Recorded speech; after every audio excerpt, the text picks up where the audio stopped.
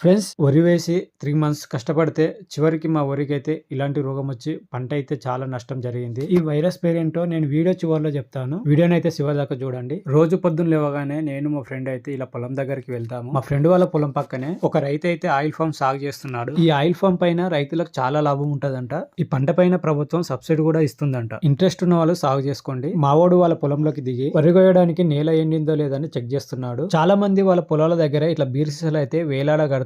ఇలా ఎందుకు కడతారో మీకు తెలిస్తే కామెంట్ చేయండి. పొలంలో వరాల పంట ఇలా వెళ్తుంటే ఒక్కోసారి పాములుంటే ఇలా క్వశ్చన్ మార్క్ వస్తుంది. ఇలా క్వశ్చన్ మార్క్ వచ్చినప్పుడల్లా భయపడితే బాగుపడమని సామెత గుర్తుకొచ్చి ముందుకు వెళ్ళిపోతాం. మా ఫ్రెండ్ వాళ్ళ పొలం దగ్గర నుంచి మా పొలం దగ్గరికి అయితే వెళ్తున్నాం. మా పొలానికి అయితే ఈ కాలువ నుండే నీళ్లు తీసుకెళ్తాం. పంటలన్నీ కోతకొచ్చాయి కాబట్టి ప్రస్తుతానికి నీళ్ళని అయితే ఆపేశారు. మా బోరు మోటార్లను కాపాడుకోవడం కోసం కాపలుగా ఇలా సీసీ కెమెరా అయితే పెట్టుకున్నాం. ఇదిగో ఇదే మా పొలం, ఒకసారి చూడండి. ఈ పొలం తయారు చేయడానికి కోసం అయితే నేనైతే చాలా కష్టపడ్డాను. రాళ్ళు రప్పలతో నిండి ఉన్న నేలను పొలం తయారు చేయడానికి నాకైతే 5-6 లక్షలు అయితే ఖర్చు అయింది. ఎనీవే నాకైతే చాలా సంతోషం, ఎందుకంటే ఇది కేవలం నా యొక్క కష్టార్జితం. మా వరికి పట్టిన ఈ వైరస్ ఏంటని మా పెద్దవాళ్ళని అడిగితే సమ్మక్క సారక్క అని అయితే చెప్పారు. ఎప్పటిలాగే ఈసారి కూడా పంట సగానికి సగం లాస్. రైతే రాజు అంటారు గానీ ఈ కార్పొరేట్ సిస్టమ్ రైతుని ఎప్పుడు రాజు కానివ్వదు. మా చెట్ల కాసిన శిల్పకాయలను ఎప్పుడు ఎవరో తెప్పుకోతారు. ఈ రోజు ఒక్కడు దొరికింది నాకు. ఫ్రెండ్స్, వీడియో నచ్చితే లైక్ చేసి ఫాలో చేయండి. By by.